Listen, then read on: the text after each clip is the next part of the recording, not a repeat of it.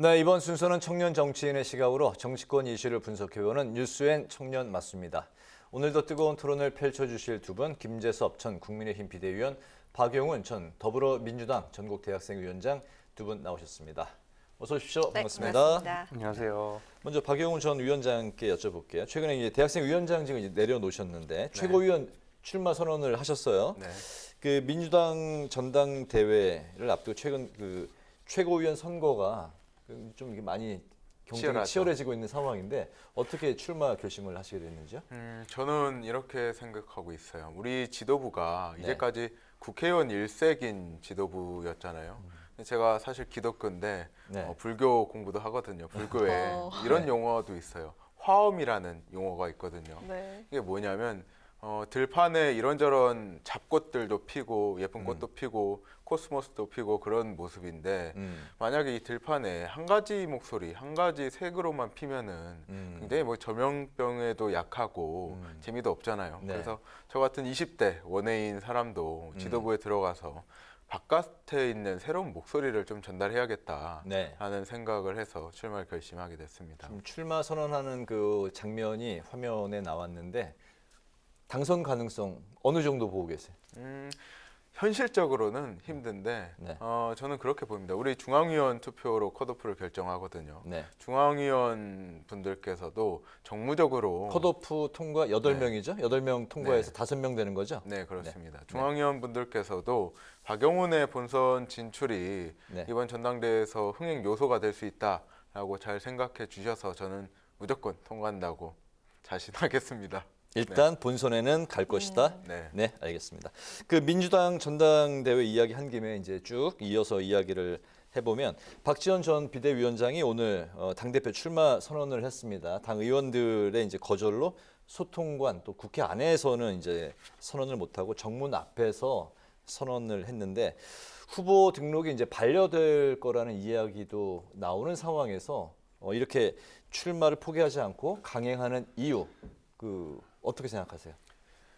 솔직하게 이야기를 드리면은 앞으로 2년 동안 정치 이벤트가 없습니다. 네. 총선 전에는 그렇다 할 정치 이벤트가 없기 때문에 박지원 위원장 입장에서는 마음이 급한 것 같아요.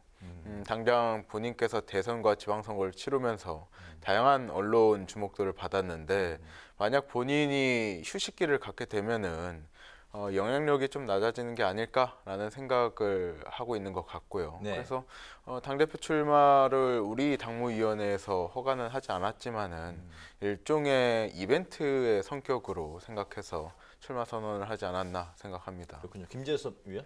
저 뭐 비슷하게 생각합니다.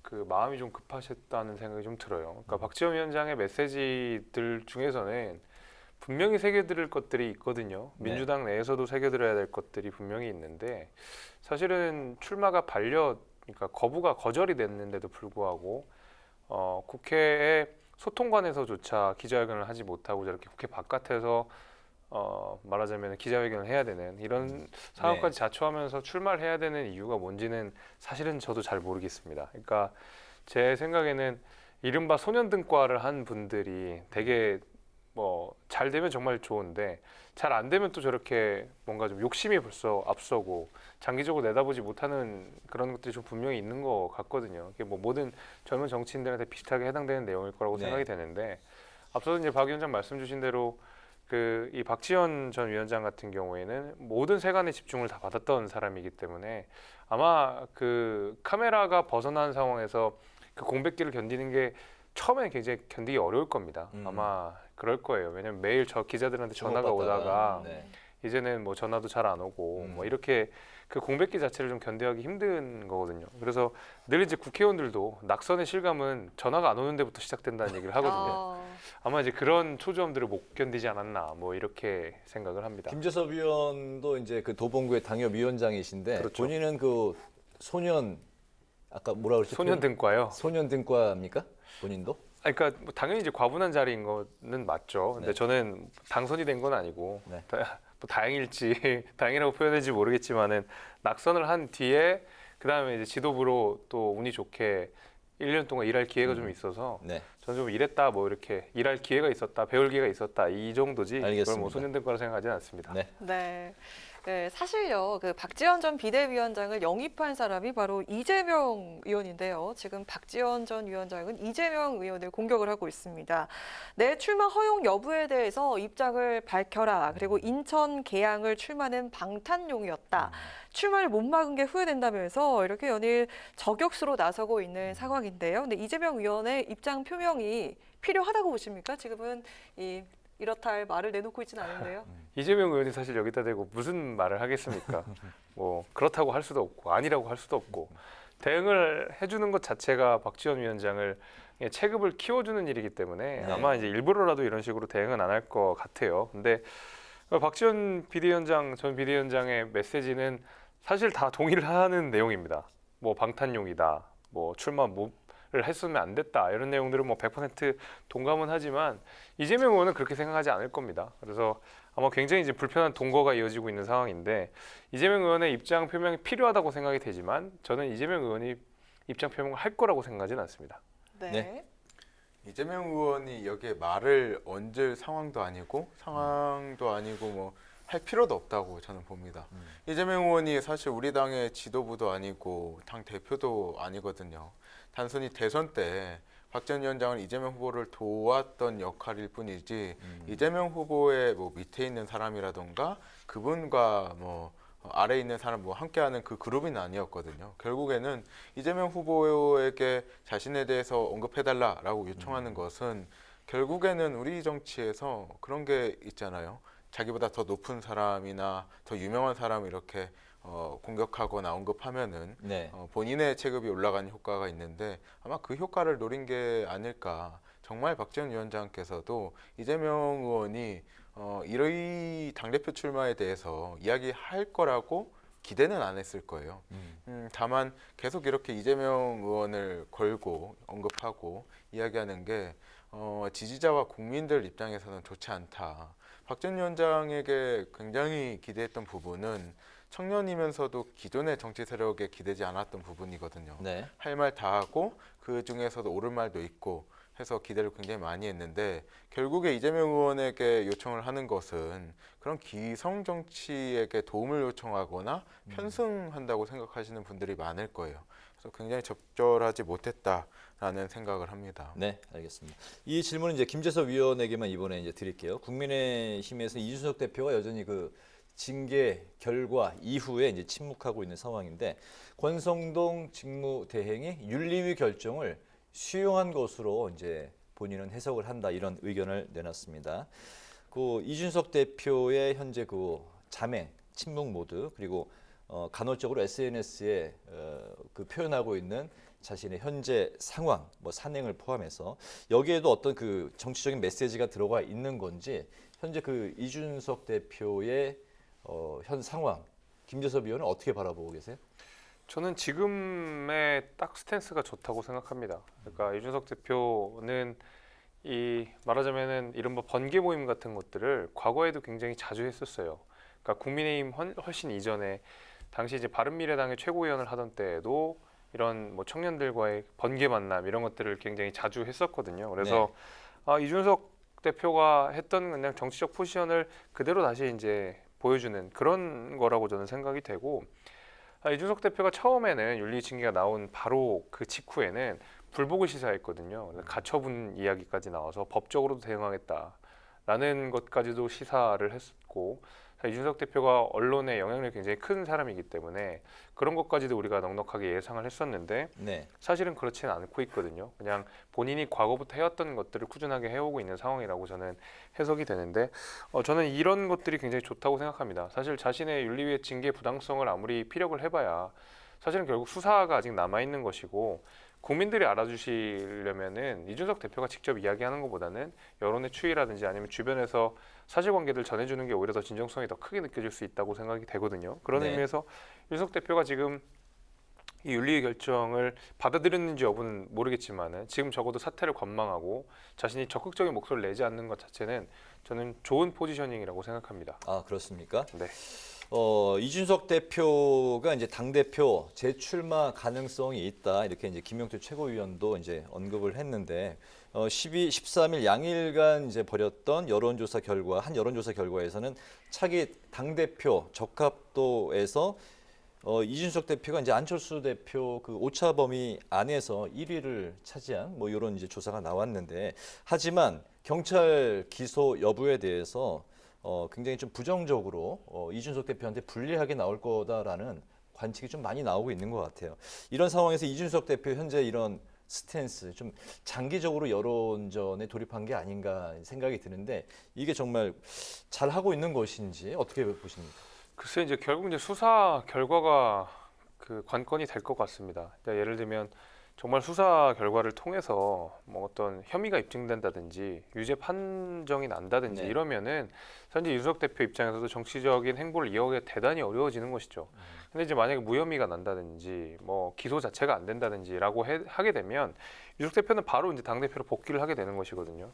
그러면은 사실은 혐의점이 없었음에도 불구하고 징계 처분을 받은 거면 그 징계가 다분히 정치적이었다라는 것이고, 그럼 이준석 대표는 그 정치적인 어떤 부당함에 의해서 징계를 받게 된 것이기 때문에 아마 정치적으로는 굉장히 큰 힘을 갖게 될 겁니다. 원래 우리 정치에서 늘 그런 부당한 처우를 받게 되면, 그리고 그걸 극복해내면 늘 좋은 다시 입지를 갖게 되는 것이 늘 과거의 역사였거든요. 네. 그런 경우에는 당대표를 이어갈 수도 있다고 보지만은 결국 그래서 수사가 어떻게 나오는지 여기에 따라서 앞으로 이준석 대표 행보에는 결정적인 영향을 미칠 거라고 생각이 되고, 그 전까지는 지금처럼 관망하는 것이 저는 가장 좋은 스탠스라고 생각합니다. 네.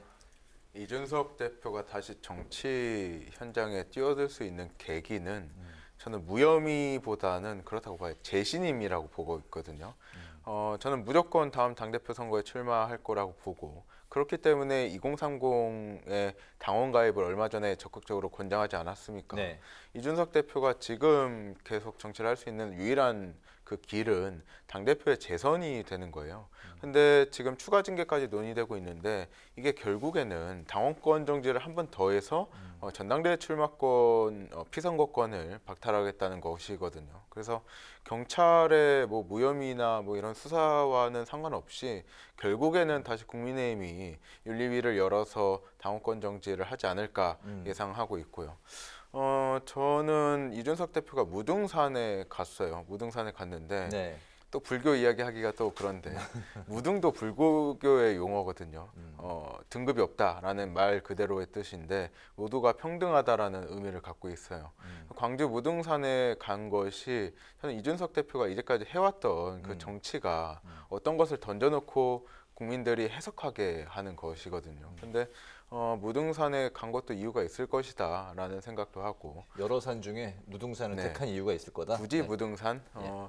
광주에 굉장히 공을 많이 들였죠. 네. 들었다는 의미도 갖고 있을 수도 있고. 근데 제가 생각하기로는 무등의 의미를 이준석 대표가 실현할 수 있을까라는 걱정도 합니다. 이준석 대표 하면은 또뭐 장애인이나 소수자에 대한 그런 갈등이나 뭐 등급 나누기 그런 논란도 많았거든요. 그래서 굉장히 좀 그런 수가 보이는 것도 있었고, 결국에는 이준석 대표가 당원들을 만나고 돌아다니는 것은 다음 당권에 도전해서 재신임을 받겠다는 포석으로 보여집니다. 네. 네, 이준석, 박지원 이 두 사람이 선거가 끝나고 이렇게 어려움에 처한 상황을 놓고 일각에선 토사구팽이다, 청년 정치 위기다라는 얘기가 나오고 있습니다. 뭐 일각에서는 각 인물을 두고도 토사구팽이 맞다 아니다 이렇게 의견이 분분한 상황이긴 한데요.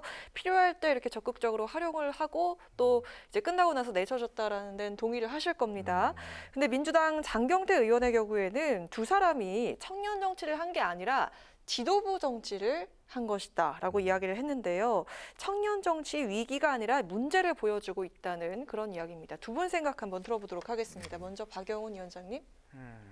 청년 정치가 아니고 지도부 정치를 했다라는 말의 뜻을 저는 사실 정확히 모르겠어요. 근데 이런 문제점은 저는 갖고 있거든요. 우리 정치가 청년들을 청년이라는 단어를 이벤트로 동일시하고 있다. 왜 선거를 앞두고 다음 선거를 위해서 인재 영입도 하고 어떤 이벤트화를 통해서 소모된 측면이 굉장히 많거든요. 네. 그래서 박지원 위원장 같은 경우에도 대통령 선거를 앞두고 우리가 너무 이벤트로 여기고 그렇게 영입하고 선거 끝난 다음에도 지방선거를 앞두고서도 비상대책위원장이라는 굉장히 막강한 자리에 올렸는데 이 결국에는 청년을 이벤트로 생각하기 때문에 이런 일이 벌어진 거거든요. 만약에 박 전 위원장이 비대위원 정도의 역할을 해서 우리 정치 안에서 청년의 목소리를 냈다면은 지금보다는 사뭇 다른 분위기지 않을까라는 생각을 하기도 하고, 이준석 대표의 경우에는 한 10년 정도인가요? 방송가에서도 열심히 하고 계속 본인의 가치를 알려왔어요. 근데 막상 지도부가 되니까는 저는 이준석 대표의 온전한 잘못보다는 이준석 대표를 받아들이지 못하는 기존의 국민의힘을 좀 더 비판하고 싶고, 네. 이준석 대표가 어쨌건 여러 개혁들을 시도하는 과정에서 기존의 윤핵관이라든지 국민의힘의 그 기득권들에게 좀 견제를 많이 받았다라고 평가를 하고 싶은데요. 결국에는 우리 청년 정치가 박지원 위원장과 이준석 대표로 표현이 되지만은 그 안에서 정말 기초의원 광역의원부터 선출직에 도전해서 차근차근 올라오시는 분도 많거든요. 근데 가장 우려가 되는 것은 이준석과 박지원의 사례를 보고 한동안 청년 정치가 침체가 되지 않을까라는 걱정은 저도 하고 있습니다. 네. 네, 그 지도부 정치라는 그 의미가 그 기존의 기성세대가 했던 그 정치를 답습하는 그런 느낌으로 이렇게 이야기가 된 것 같습니다.